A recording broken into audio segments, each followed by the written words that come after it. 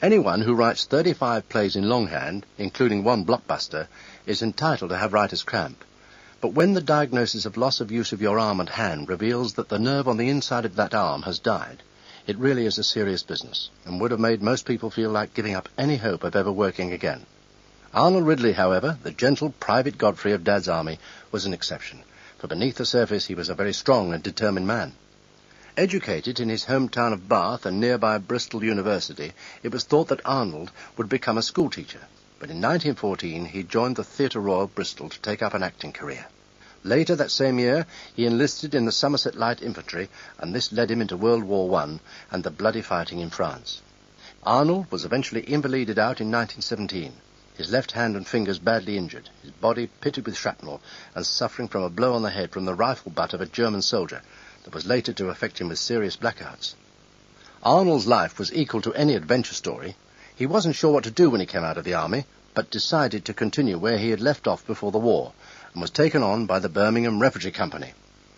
However, he was forced to give up acting in 1921 because of the severe injuries he had received in France. He'd been a fine sportsman in his young days, playing high-grade cricket and rugby for Bath. His frustration at having to give up sporting activities and the problem of not being able to work properly must have been very depressing indeed. A very despondent Arnold went home to Bath and worked in his father's boot shop. And it was while he was working for his father that he wrote his first play. He took this to a theatrical producer in London, and although it was received with some enthusiasm, unfortunately the producer couldn't take the project any further at that time. Arnold was desperately disappointed, and after the meeting went to a theatre to see a thriller. He thought it was very ineffectual, and was convinced he could write a better one. Not long after this, he was travelling by rail from the Midlands back to his home in Bath, and he had to change at a country station, Mangotsfield Junction, where he had a 4-hour wait. While he was sitting on the deserted platform, the idea came to him for another play. The slightly eerie atmosphere of the empty station and a fairy tale theme that he remembered sparked off the idea for the Ghost Train. He wrote the outline of it in about a week in his father's shop at night, and decided to complete it and offer it to a management. As a play, it was not easy to produce technically. Although some very spectacular musicals had been mounted in London, it was a daring piece for a play. The Ghost Train was first produced at Brighton, but was not a success. It was shelved for a while, then a tour was arranged, and after the tour, it was produced at the St. Martin's Theatre in London in 1925, and accompanied by a clever advertising campaign, it became a West End hit and ran for over 600 performances there. Later, it transferred to the Garrick and then the Comedy Theatre. Suddenly, Arnold was in the money, and experiencing some notoriety as a West End author. He almost immediately wrote another play called The Wrecker, in collaboration with another writer. Although some people thought it was even better than The Ghost Train, and although it was produced at the New Theatre, it was not a hit.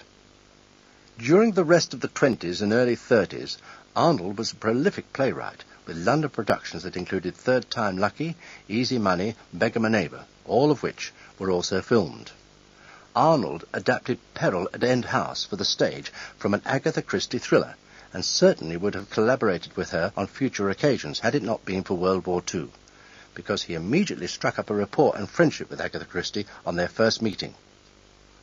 In 1935, he founded his own film company, and with a partner and the backing of a bank, went to work on their first production, Royal Eagle. When the film was previewed, it got marvellous notices, but halfway through their second movie, the bank went bust. Arnold was left in serious financial difficulty, but rather than declaring himself bankrupt, he paid off all his creditors personally. It took him nearly 20 years to achieve this, but every penny was paid back. He enlisted in the army in 1939 and was sent to France with the rank of major.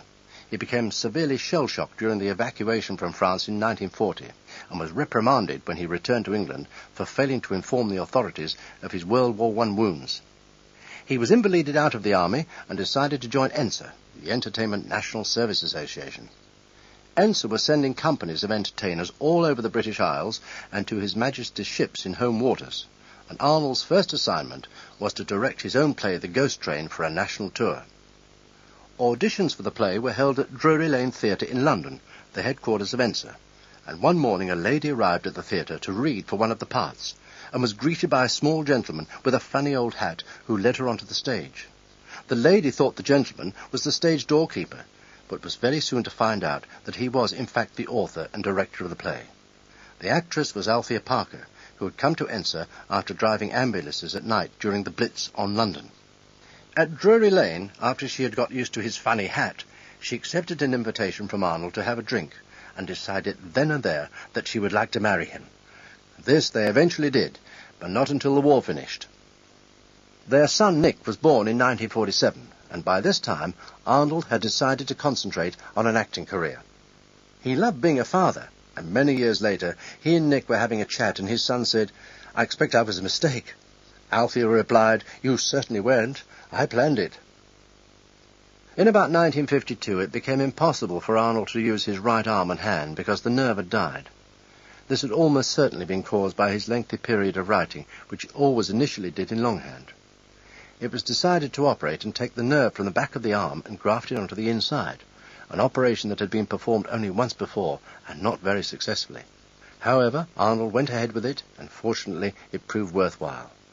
While he was recovering from the surgery, Emil Littler, the well-known impresario, let it be known that he wished to stage a musical version of The Ghost Train at the Palace Theatre, to be entitled Happy Holiday, but on condition that Arnold should make over to him half the rights of the play forever. This Arnold agreed to, but the musical was not a success. However, Arnold never regretted his decision, because from that time the impresario collected the royalties in a very businesslike way, which other managements in the past had certainly not done. That little idea of a train story that came into Arnold's mind on a deserted railway station in the 1920s had certainly become a money spinner. Apart from the many productions of it all over the world, it was also made into 3 films, including a silent version, a second sound version starring Jack Halpert and Sister Courtnage, and a third one featuring Arthur Askey and Richard Murdoch in the 1940s. During the 60s and 70s, Arnold featured in radio's long-running series The Archers. He also appeared several times in Coronation Street, and was a regular in Crossroads, playing the vicar. As with John Laurie, Dad's Army opened up yet another phase in Arnold's career when he was already into his 70s. It was amazing to watch him picking up the laughs in the series with his quiet underplaying of the character Godfrey, and the way he used to say that memorable line, "May I be excused, please, Mr. Mannering?" "Certainly not, Godfrey. Back in your place." During the run of Dad's Army, it was very apparent who the young children would go to first when they were collecting autographs. Arnold's mailbag was always full of letters from children, which is not surprising, for little ones have an instinct as to who is their friend. Arnold always seemed to me to be a disciplined person. He was punctual at rehearsals and learned his lines and moves very quickly. He had a little chuckle if he enjoyed hearing a joke or while telling some anecdote himself. He had the look of a cheeky schoolboy at times. One afternoon, when we were filming out in the country, he told David Croft that he wasn't feeling too well. David immediately summoned a unit car and told Arnold to go back to the hotel and rest. When we arrived back much later, we saw Arnold walking out of a nearby pub. We said, "You should be resting," and he replied, "Well, I had a gin in the hotel and felt so much better, I thought I'd go out and have another one." This was followed by that chuckle and twinkle of the eye. In 1982, to the delight of everyone who knew him, Arnold was awarded the OBE in the New Year's Honours List for services to the theatre. By this time, failing health was overtaking him, and he was confined more and more to his home, but was cared for in a very loving and sympathetic way by Althea. She had been a great support and strength during their whole married life, in a way that perhaps only a person connected with the theatre's ups and downs, of which Arnold had his share, would understand. He died at the wonderful age of 88 in 1984. An early theatrical idol of mine was the great comedian Sid Field. Jimmy Beck was also a fan of Sid's, and I remember his surprise one day when I said to him that if the Sid Field story was ever produced, he would be a natural for the part. At times, Jim looked very much like Sid, but it wasn't just the obvious parallel of one of Sid's funniest characters, the spiff Slasher Green and Jimmy's private walker in Dad's Army. They both, in fact, had that mischievous look of what can I get up to next about them. Jimmy had done his preliminary training in the provinces, just as Sid had before coming to London and finding fame, Sid with his very successful reviews at the Prince of Wales Theatre, and Jimmy through the medium of television. Jimmy was born in London in 1929, in the middle of the Depression. His father was a tram driver and became one of the millions of unemployed at that time. This left Jimmy's mother to become the breadwinner, which she did by making artificial flowers, which were fashionable then. He went to art school when he was 14 and enjoyed that part of his life, which is not surprising because he became a very good painter and sculptor. Examples of his work adorn the lovely cottage he and his wife Kay shared for many years. Jimmy left home at 17 and soon decided he wanted to go into the theatre. He'd been interested in it since he was a youngster and had compiled a scrapbook of film and stage stars. He was called up, as all young men were in the late teens, and he did his national service as a PT instructor. When his service was completed, he obtained engagements with several repertory companies, and it was his contracts with the York Theatre Company that was a turning point for him. He became a leading man for that company, playing in A View from the Bridge, Shylock in The Merchant of Venice, and Archie Rice in The Entertainer, for which he received a letter of congratulations from the originator, Laurence Olivier. It was while Jimmy was at York that he met his wife-to-be. The company did short seasons at Scarborough on the North Yorkshire coast, and Kay was living in the resort. After their initial meeting, Jimmy would often cycle from York to Scarborough to meet her, which was no mean feat on a bicycle. Jimmy felt he had done all he could at York, so decided to come back to London as soon as he and Kay were married. Further successful seasons in rep followed, and then along came Dad's Army. The general public really loved the character of Private Walker the Spiv, with his, "I've got some very good knicker elastic, how about some for your wife, Captain Mannering?" "How dare you? How dare you, Walker? Well, you can't get it in the shops, you know." They remembered with great affection that sort of cheeky con-man type from the war years. The Spiv had an element of excitement about him, and he was very useful in the black market economy, gently flouting the law. Jimmy had the built-in excitement in his make-up to make the character very believable. He was still going back into theatre on occasions in the early days of the series, and I know that John the Measurer and Clive Dunn went to the Palace Theatre, Watford, to see him acting in Staircase, and they both said he was brilliant. There are several things I personally remember about Jimmy. He would come into the rehearsal rooms in the mornings, stand almost still, summing up the atmosphere, then flash his toothy smile, and more often than not start the day with an impression of Humphrey Bogart, Edward G. Robinson, or W.C. Fields. It was his way of saying, "I'm in a good mood, I hope you are." One night when we were away filming, John the Measurer met an old friend from his army days, a colonel and his wife, in the bar of the hotel, and invited him up to his room for a nightcap, and Jimmy joined them. I didn't know that John had company, but that night I decided to play a joke on him. My room was directly opposite his, and I walked across to his room, stark naked except for my boots and white helmet. Realizing that I'd made a gaffe, and that the army officer and his wife were, well, fairly shocked to say the least, I retreated very quickly, but Jimmy Beck, who had been standing by the door, got to my room first, slammed it shut, and locked me out in the corridor. We all became rather hysterical, including the officer, mostly out of sheer embarrassment. The one worry now was that Arthur Lowe, whose room was just down the corridor, would come out and see what was going on at 1 o'clock in the morning. So I hid in a broom cupboard for several minutes until John and Jimmy had telephoned reception to get a pass key from the night porter. When he came up, Jimmy said to him, "The warden has been visiting the vicar," who was played, of course, by Frank Williams. I hope the night porter wasn't a religious man. Jimmy's wife, Kay, told me that one day when they were in York, she and Jimmy were going into Betty's, a favourite and rather sophisticated tea room in the city. And as they were going in, Jimmy started talking to a tramp. They always seemed to interest him, and invited him in for tea. Betty's were not over happy about this, but accommodated Jimmy's newfound friend.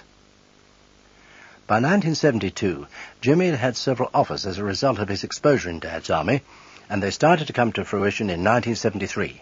He had his own series with London Weekend Television called Romany Jones, and also, at this time, the BBC had made the important decision to re-record some of the old Tony Hancock scripts. Arthur Lowe was to play the Hancock character, in his own style, of course, and Jimmy Beck would play the Sid James role. Ray Galton and Alan Simpson, the original writers for Tony Hancock, both on radio and television, were already updating the Hancock scripts to accommodate the two actors' styles. I know Arthur and Jimmy were both excited about the project, but alas, it never came about, nor did a further series of Romany Jones, or any of the other projects destined for Jimmy. He died in 1973. He was taken ill the day after we had been recording some BBC radio episodes of Dad's Army at the Playhouse Theatre in Northumberland Avenue. That Friday night was the last time any of us saw him. Many people imagined that it was Warden Hodges who was mostly on the receiving end of the Dad's Army custard pies, but if you were to sit through a selection of a dozen random episodes, you would realise that it was Pikey who took the greater proportion of them. Mannering, having got him into most of those ludicrous situations, would then add insult to injury with that most unforgettable of payoff lines, "You stupid boy." Ian Lavender, however, is anything but a stupid boy. He was born in Birmingham in 1946. His father had been a policeman in the city during World War II, mainly dealing with the unexploded bombs and other weird devices that had been dropped from the sky. At the age of 7, Ian wanted to be an actor. At junior school, he got the plum part of Mozart in a play because he was taking piano lessons, even though he could only play 28 bars of music. Eventually, Ian went straight from senior school to the Bristol Old Vic Drama School, a venue particularly revered by so many actors and actresses who have passed through it. Ian thoroughly enjoyed his time at Bristol, and when he finished there, his talent and potential was quickly recognised. Almost immediately, he had the offer of 3 jobs. Canterbury seemed to be the most attractive, so he started a 6-month engagement at the old Marlow Theatre in that beautiful city. Very shortly after this, he was cast as Private Pike in Dad's Army, and the first filming sequence was to be shot at Thetford. In the filming for the first episode, all the dialogue was to be mute, but when it was realised that some of the action that was going to be reserved for the studio could be done there, Ian had to say a few lines, which he naturally hadn't learnt, so he had to quickly study his part and find a suitable voice. The one he tried out first time seemed to please everyone, so the plaintive, "Miss Mannering," was heard for the first time, and he stuck with it for the next 9 years. The first few months of Dad's Army were exciting for everyone, but in particular for Ian, a young man on the threshold of a television career and in the company of some fine actors in a top television series. The character of Pikey was never going to be easy to play, particularly for an inexperienced actor. In the bank he was a very junior clerk under Manager Mannering, and this junior position was carried on into the Home Guard, but at the same time Pikey had to emerge as a personality, as far as the viewing public was concerned. Ian would be the first to agree that he had some great lines and situations given to him, which allowed him to emerge so strongly in the part. As Ian said, it was a team show, even though all the individual actors were so different in their outlook. There was a rapport between some more than others. John Laurie and Ian were great chums, discussing the business of acting, doing the crossword together, and sometimes travelling together to locations. Ian was inclined to look after John in the nicest possible way, and John looked on Ian as a son who was always ready to absorb the experience of John's knowledge. It was inevitable that Ian would be typecast for a while after the series finished, but he has certainly proved through a variety of roles since that he is not a stupid boy. And in 1989 he appeared in London alongside Dustin Hoffman in The Merchant of Venice. Ian has 2 sons, Daniel and Sam, and they're a great credit to him and their mother Suzanne. I know John Laurie was very proud to be Daniel's godfather, and incidentally, so am I. Frank Williams has always been tall, certainly 6 foot plus, so his first professional engagement must have been very uncomfortable, for he played 2 parts at the Gateway Theatre in London, a snail and an ant. Born in North London, where he has lived all his life, Frank had a happy childhood, and his own disposition was probably responsible for this. He's fun to be with, and people laugh with him, even when, as Clive Dunn would comment, he gets in a bit of a muddle. At the age of 12, Frank went to Ardingly College in Sussex as a boarder. He avoided all sports because he found ball games frightening. Even now, his comment on people who play cricket is to the point rather like a Greyfriars pupil of the bunter ilk. "Look out, chaps, they've got one of those nasty hard things they're throwing about." Frank is very intelligent and regrets that he didn't go to university. He became an inveterate cinema-goer and theatre buff, and as soon as he'd left school with very good academic qualifications, he decided to enter the theatre. Not only did he perform in other writers' plays at the Gateway Theatre, but in 1952 he wrote his first play, which was produced there with some success. By 1955 he was cast in his first television play, and soon after that he worked at the Palace Theatre, Watford, which was run by Jimmy and Gilda Perry. This was the start of a long association with them both. Then, cast in 1 episode of the highly successful Army game for television, Frank was brought back very quickly into the series as an Army officer, Captain Pocket. He played that role for 70 episodes in that very funny series. The Army game brought Frank a certain amount of fame and security. He's performed a variety of roles in the theatre, from the classics to pantomime dame. And when he first joined the cast of Dad's Army, he immediately stamped his authority on the character of the Vicar of Warmington-on-Sea. Frank is also a lay preacher and works very hard for his local church, so it's surprising to discover that he's a gregarious character and something of an adventurer. Frank likes nothing better than to have a social evening with friends in a restaurant in the presence of amusing company. When Frank is on tour, he often stays with the local vicar and his family, many of whom he has become acquainted with through the Actors' Church Union, a branch of the clergy that pays regular visits to theatres backstage. And as a committee member of Equity, the Actors' Union, Frank has also done a great deal of work on behalf of his fellow artists. Known as the quiet man of Dad's army, Ted Sinclair was unique. His character of the verger was a finely drawn piece of observation.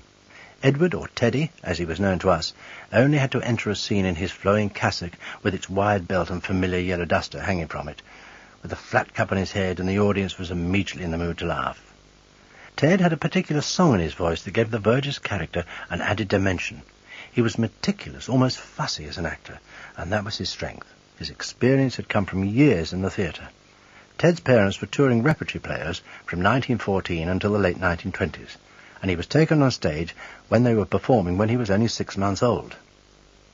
Ted realized in his teens that acting was a precarious business, so he did the next best thing and joined an amateur company in the 1930s and played and directed for them with great success. He was called up into the army in 1940 and soon found himself in service concert parties playing to the troops. Demobbed in 1945, he took up where he had left off in amateur dramatics. By the 1950s, Ted was married with young children and was still resisting the temptation to turn professional, as he wanted to secure a future for his family. When his sons Peter and Keith were firmly settled into a good education, with his wife Gladys providing a stable home life, Ted finally took the plunge and became a professional. He appeared as Barkis in the television serial of David Copperfield, and then featured in various comedy programs, some of them for David Croft. Following this, David cast him as the verger in Dad's army. The partnership of the vicar and the verger, always slightly subordinate to his reverence, was an inspired piece of casting. The fact that the vicar had loaned the church hall to Mannering on certain evenings would always cause some aggravation, because there would be occasions when both would want the hall for their own activities. Mannering's platoon with weapon training, etc., and the vicar with organising a choir practice. One of my favourite episodes was the Godiva affair. The vicar was chairman of the committee that had to select a girl to play Lady Godiva in a pageant that was being presented to raise money for one of the wartime funds. Captain Mannering came out of his office at the sound of giggling, and in the hall was confronted by several young ladies in bathing costumes. The air raid warden was present, and Mannering discovered him leering at the ladies. Mannering admonished the warden as follows: "How dare you have naked girls in here? Cover them up!" The vicar seemed not to be concerned by the situation and replied, "Don't be absurd. All this fuss over a few silly girls." The verger replied as follows: "Yes, if the vicar wants to have silly girls in his hall, that's his affair." Very often the vicar used the verger to spy on Mannering's camp. He would pretend to be dusting or doing some other ineffectual duty, but at the same time he would be peering around corners trying to pick up odd bits of information to pass on to the vicar. Or, if he felt particularly ill-disposed towards Mannering at the time, he would also inform Hodges, the warden, who would use that information to Mannering's disadvantage. So very often the vicar, verger and warden would all gang up against the platoon. Ted and Frank Williams became a great team in the production, and their friendship spread to their offstage activities. They would drive to film locations together in Ted's car, and he would accommodate Frank's collection of books, a very heavy and almost antique video recorder, and suitcases full of clothes, which would leave Ted with little room for his own belongings. One day I passed them driving up the A1 to Baldock en route to a filming session. They were doing about 25 miles an hour. Frank was trying to read a huge map, which seemed to envelop them both, while at the same time he was talking non-stop to Teddy. Sometimes Teddy would get involved with Frank's mishaps, and Frank would then complain to everyone, "If only Teddy had listened to me, we would have been all right."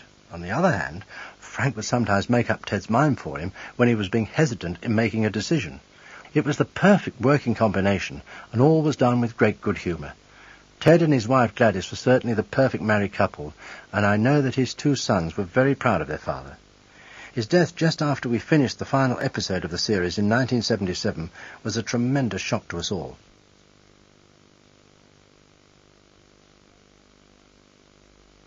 It was obvious from the outset that there would have to be regular platoon personnel in the Warmington-on-Sea Home Guard.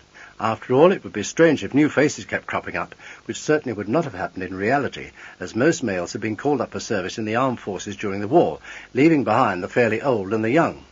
The same had to apply to the television platoon, and it became essential to find male actors who would be available for several series if the programme ran that long. Actors who for most of the time would have little or no dialogue, but who would regularly be involved in the action. It was necessary that these actors should be able to take the odd line when it was needed, so they had to be actors of experience. The final selection was very interesting. They included actor, playwright and musician Hugh Hastings, who had had a tremendous West End success in the 1950s with his naval plays Seagulls over Sorrento. Colin Bean's character of Private Sponge had some short and sweet lines in several episodes. Incidentally, the name Sponge was given to him after Jimmy Perry passed a chemist shop and saw the name on the fascia board.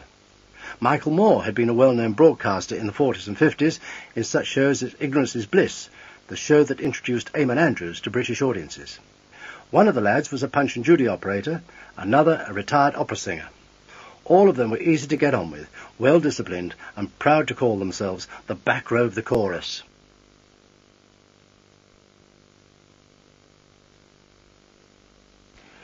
I remember at a very early stage in the rehearsals for the first episode, Arthur Lowe taking David Croft on one side, and with a nod in my direction saying, "Where did you get this fella from?"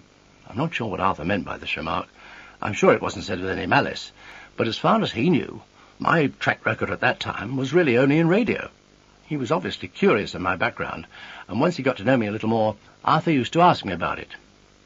People who know me have always been aware that I'm cautious about saying what I've done unless asked to do so. But, as I've told you about some of the other actors, here's a little about myself. 1995 is my 40th anniversary in broadcasting, but my first steps up the ladder were in seaside concert parties, club review, variety and pantomime. Originally, I had no thought of going into show business. In the late 40s, I played a lot of club cricket in the South End area, and it was suggested I have a trial for Essex. Tom Pearce, the Essex captain, came to look at me in the nets and took me on one side and said, "I'm not sure you've got the right temperament, because you seem to want to hit the cover off the ball all the time. But anyway, do you have a private income?" I told him I worked in a factory, so he said he would talk to one of their committee members, Mr. Knox, of Oxley, Knox and Company in the Stock Exchange, and he found me a job that would allow me to play as much cricket as I wanted to. So I finished in the factory and started in the Stock Exchange, which I knew nothing about. And a couple of months later, Pearce saw me again and said, "I've decided, I think if I were you, I'd play cricket just as a hobby." And I wasn't really too bothered either way. I got a bit bored with the job at the Stock Exchange. One day, I was answering the phone, and not recognising the governor's voice, I answered it in the voice of Raymond Glendinning, because I used to do the odd impressions then. I said, "Hello, and a very good afternoon to you. This is Raymond Glendinning reporting to you from Oxley, Knox and Company. What can I do for you?" And he said, "Who's that?" So I said, "It's Pertwee here." And he said, "This is FP here. I think you'd better go if you're going to play about." He already knew, of course, that I wasn't going to have this trial for Essex, so it didn't really matter. But he was very nice about it, and I didn't mind going. After that, I answered an advert in the Daily Telegraph to go into Burberry's, who were just opening a sports department in the Haymarket in London. That was 1946, and one had a little bit of power because in those days you couldn't get tennis balls or golf balls very easily, and one of the customers for whom I used to get the odd ball was a chap who ran a window cleaning business with his two brothers. One day he said, "How much do you earn here?" And I said, £6 a week and 1% commission. And he said he'd start me on £15 a week as a window cleaner.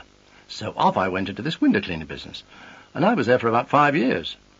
One night early in 1954, I went to a party with my cousin John, and Beryl Reid was there, and she was talking about gathering material for a club review that was going to run for about 8 weeks in London, so she could try out material for a new television series. In my cheeky way, I said, "Oh, I could write some very funny things for you." And she said, "All right, send them to me." So I sent a couple of things, and she accepted them. I was going to be paid £3 a week for each item. Then, about 24 hours before the review opened, the producer, Ronnie Hill, rang me and said the chap who was going to do my material and one or two other things had been taken ill with flu and couldn't appear. I knew the words, could I do it? We started early in the morning and finished fairly early in the afternoon with the window cleaning business, so I said, "OK, I'll pop along." And he said, "You can't just pop along, you need to rehearse." And at the time it didn't dawn on me what I was letting myself in for. So I did go in and played it for 8 weeks, and it wasn't that difficult somehow, because there wasn't any pressure on me. I'd got a job, which I quite enjoyed, and I got £12 a week, including the money for the material, so I was getting £6 more than anyone else was getting, and I was a novice amateur. After 8 weeks, that was it. But the bug had bitten me, so in 1955 I decided to throw it all in and try my luck. I spoke to Cousin John, and he said, "You've got to start right at the bottom and either get a job in repertory or in a summer show." So I went round various agents, and the first agent who said he got a job for me was a chap who booked for concert parties. This one was a little six-handed show at Galston-on-Sea near Yarmouth. That was a terrible shock, because I thought you just did one show, and I'd got the material from the review in London, which I did for the first one. Then the man told me I had to have another 4 10-minute spots. Of course, I nearly collapsed with fright. That was when I started actually doing impressions, because I thought I could hide behind those characters. From then on, in a very slow way, I crept into variety. I did a couple of years at the Windmill, on and off, and then I was very lucky. I got into radio through Raise a Laugh and Meet the Huggets, and a series with Charlie Chester. And then came the big break, which was getting into Beyond Our Ken and Round the Horn, where I was given regular characters. They worked on my feeling for impressions, and we did Eamon Andrews and called him Seamus Android. He had a live television programme on Sunday nights then, and he was always very hesitant. He used to say, "Now joining me from, and I'm sure you'll know her because she's a great favourite here with everybody in this country, and she's just arrived from, and she'll be here any moment." You see, he never actually finished a sentence. And I'm not sure Eamon was terribly happy about that, because they wanted me to go on his show, but he thought, quite rightly, it was a Mickey take. We did Rife Hobbartson, that was Fife Robertson, who was always standing in the middle of somewhere. "Well, I'm standing now in the middle of a pond on Clapham Common." Nobody knew why he was ever standing there. We also did Hanky Floud, who was Frankie Howard. "Yes, well, now you see, I've been here no, don't laugh, because, no, it's been a long time, you see. Anyway, no, don't laugh, poor soul. No, she's not been well. Anyway, and listen, no, don't titter. No, either laugh or not at all." And then I did the odd characters, you know, if there was a Chinaman or a Welshman. The cast were wonderful. Kenneth Williams, Hugh Paddock, Betty Marsden, and Kenneth Horne, of course. We used to rehearse and record it all in about 3 hours. You had to learn to be very quick on the script, and anyway, you were always being pushed out of the way by Williams at the microphone, so you had to concentrate and fight your way back.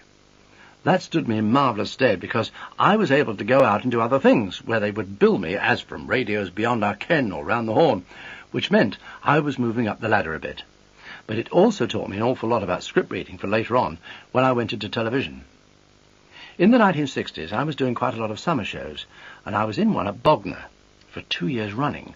During the second year, some people came up from Plymouth to see me, and said they'd like to take the show down there for a long season. So my wife and I went down to see them, and they were very nice. They said they would get us a house, it would be for 5 months, and it was the best money I would ever have got for a summer show. On the way back, I started whistling in the car, and my wife said, "Well, that's the mortgage taken care of for 5 months." And I said, "I'm not going to do it." She said, "Are you mad?" I said, "No, I've just got a feeling. I don't know why." And she was speechless. So it got to 1968, and I hadn't taken the job, but my wife had said, "Well, it's your decision." And we were in the garden early in May when the phone rang. It was producer and director David Croft, saying, "Look, I'm doing a short series about the Home Guard called Dad's Army, and there are a couple of lines as an air raid warden in the first episode. Would you like to do it?" Well, I would have done anything then, so I said, "Yes, thank you very much." The reason he rang me is because I'd done one line in a Hugh and I programme with Terry Scott and Hugh Lloyd, where I had to push Terry Scott out of a queue going into a cinema and say, "Get off out of it." And that was it. That was my audition for Dad's Army. So if I'd gone to Plymouth, I would never have been in Dad's. The part of Air Raid Warden Hodges changed my life. Theatre management started to offer me plays as an actor, and the first one I did, Ray Cooney's There Goes the Bride, went straight into the West End, where I had my name up in lights for the first time. That was followed by See How They Run, Run for Your Wife, and more recently, Candida by George Bernard Shaw. Since Dad's Army finished, I've also played P.C. Wilson in the TV series You Rang My Lord, and written 1 or 2 other books, and done some radio and TV scripts. The character of Hodges was that he was a blustering, ignorant man. He believed that he should be in charge of Walmington-on-Sea in an emergency, but he never had the respect of the townspeople. Even if he'd had the courage which he lacked, he was basically a coward. Hodges was often the target of Mannering's derisory remarks, such as, "What can you expect? He's a greengrocer, dirty fingernails," and was always receptive to any idea that would give him a chance to get the better of Napoleon, his favourite term for Mannering. The warden had no patience. He wanted to push people around a bit, but really he wanted to get things done, and done his way. When people wonder if there's anything of an actor's character in a part that he's playing, I always say there is something of me in Warden Hodges. Because if I see somebody fumbling about or not sure what to do, I'll say, "Oh, give it to me, I can't be doing with this." So that became part of the character. Croft and Perry didn't give me any strict instructions how to play the warden. All they did say was, "You can go over the top and we'll tell you when you're going too far. We want you to come in and try to upset the apple cart." He wasn't based on any real character, although I had known a warden who was a very nice man, Mr. Martin, right at the beginning of the war. He was a builder, but then at night time, when he put his uniform on, he used to walk about and we could actually hear the shrapnel hitting his helmet, but he never took any notice of it. All he would do was shout and say, "Would you get down in the shelter?" "I shan't tell you again, get down in the shelter." And we used to say, "We are down in the shelter, Mr. Martin." And he'd say, "Don't argue with me, I've told you once, get down in the shelter." But mainly the character developed through the writers. They were very clever how they wrote the part. Hodges was always going to be a loser, so therefore the television audience were never going to say, "Oh, I hate that character, why don't they get rid of him?"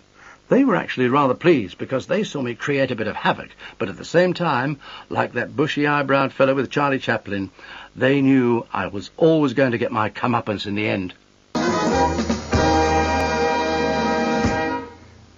Well, it's all over, Mannering. Yes, indeed. I know what you're thinking.